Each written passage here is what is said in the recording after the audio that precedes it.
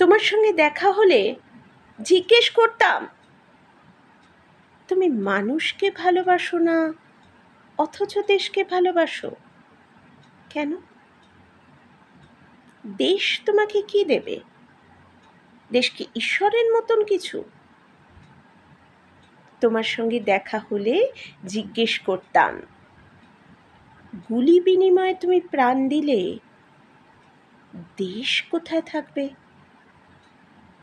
দেশ কি জন্মস্থানের মাটি নাকি কাঁটাতারের সীমানা?